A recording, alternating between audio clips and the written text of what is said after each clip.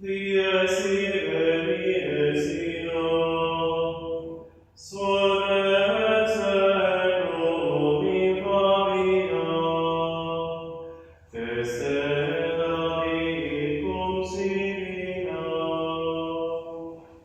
quantos semores futurus, quando iudex es venturus.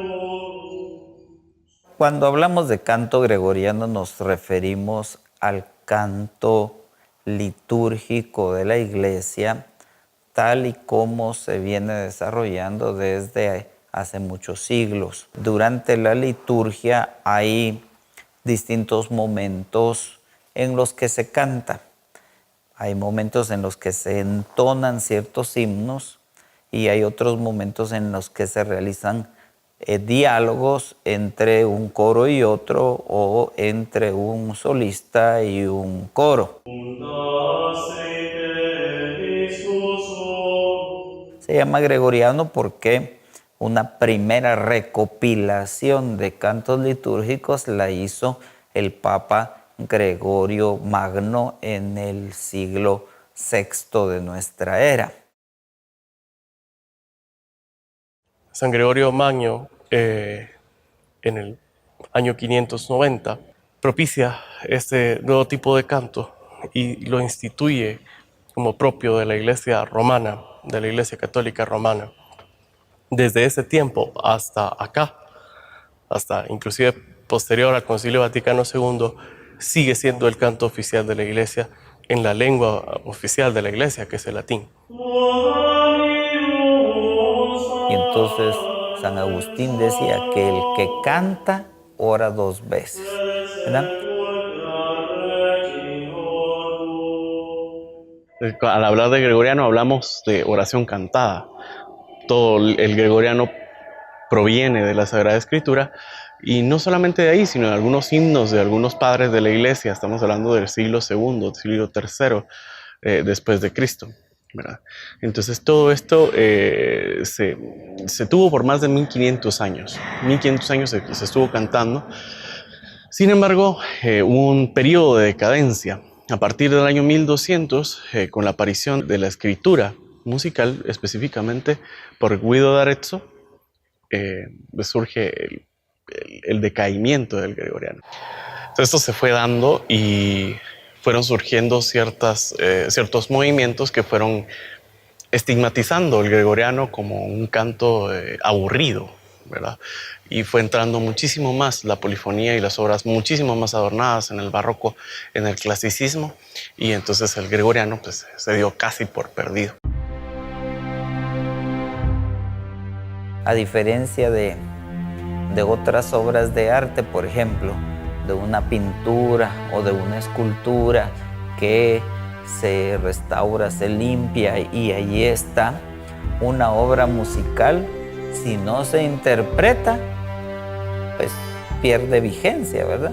Pierde vigencia. Un cuadro, pues ahí está y tú pasas en cualquier momento y lo miras, ¿verdad? Pero una obra musical, si no hay quien la entone, ¿verdad?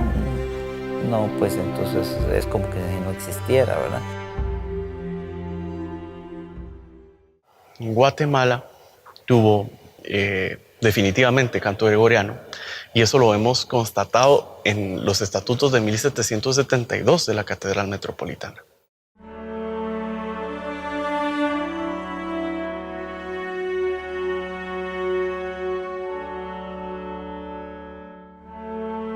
Mi nombre es Alejandro Conde, soy técnico superior de archivos del Archivo Histórico Arquidiocesano de Guatemala.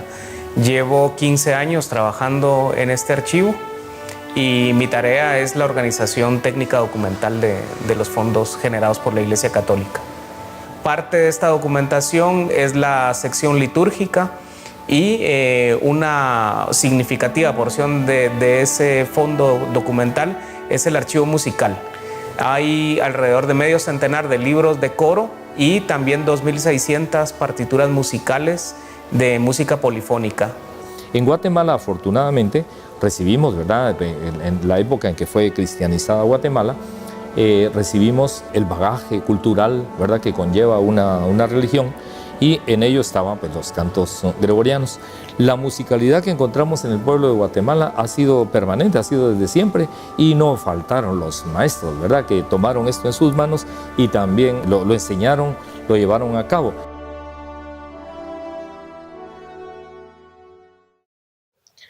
Los estatutos de 1772 hablan de los lineamientos que tenía que tener el coro para poder cantar la liturgia, cómo la liturgia debía ser cantada y con qué respeto, ¿verdad?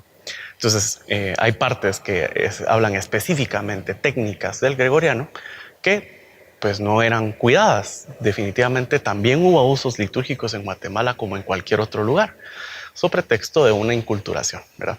Se habla, por ejemplo, de que todos deben cantar al mismo tiempo, todos deben parar al mismo tiempo, que no debe de sonar ningún instrumento mientras el canto gregoriano está sonando en la iglesia catedral. Cosas bastante precisas, ¿verdad? Entonces no podemos hablar de que el gregoriano se logró por voluntad eclesiástica corromper en Guatemala, ¿verdad?, sino por voluntad de algunas personas, tal y como sucede hoy. Entonces la música se ha banalizado, ¿verdad? Es una parte importantísima y por la cual estamos en este proyecto. Guatemala vivió el Concilio Vaticano II años después, ¿verdad? Como todo, llega tarde a América y definitivamente pues hubo algunos abusos. Los libros usuales se queman en algunas parroquias, ¿verdad? Todos los libros antiguos se toman como basura, se liberan del latín, ¿verdad? Se pretendió ver como una liberación del latín y se pretendió ver como una liberación de un yugo que traía la Iglesia Católica. Y se pretendía ver también al latín como una lengua que nadie entendía.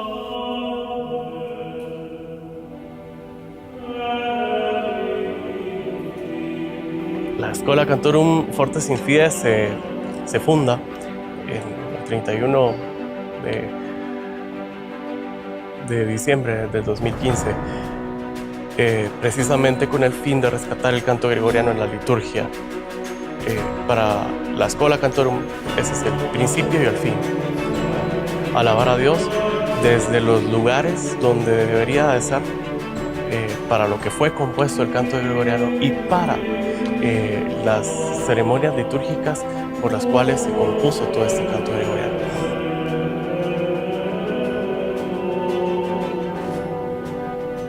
Me parece que es muy interesante recuperar la música antigua en general y en el caso del canto llano o canto gregoriano en particular, porque es como decir de dónde vengo y por lo tanto poder saber dónde estoy y posiblemente a dónde voy. Obviamente el gregoriano no puede ser una música de nuestro tiempo en el sentido del momento en que se creó o que se compiló, en el caso muy específico de esa colección de música, pero es muy curioso cómo conecta muy bien con las expresiones contemporáneas. Un retomar de cierta simplicidad que está en un canto a una sola voz. Entonces yo creo que es valioso históricamente y estéticamente. Nuestro mundo es un mundo de volumen, es un mundo casi de escándalo, es un mundo de expresión agresiva. Esta música, su retórica, su gobierno de ideas, de expresión y de la forma de comunicarse de ser humano a ser humano, evoca un mundo mucho más silencioso y en que el gesto era más sutil y la vida se tomaba con una virtud que se ha perdido actualmente, que es la paciencia.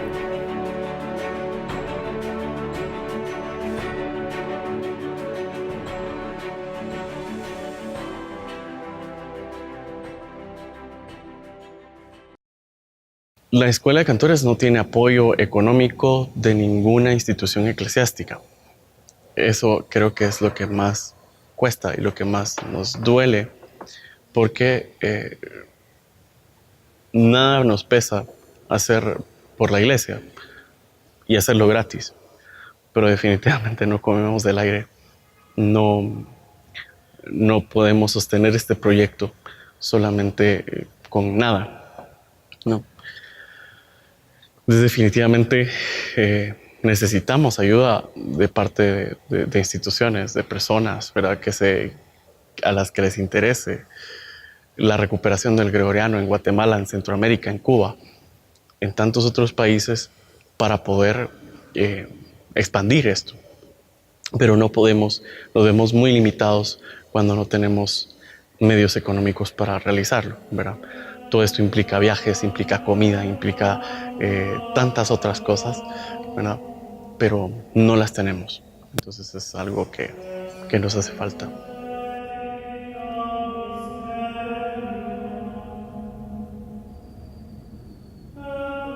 Este proyecto es como un hijo, ¿no? Por el cual uno llora, uno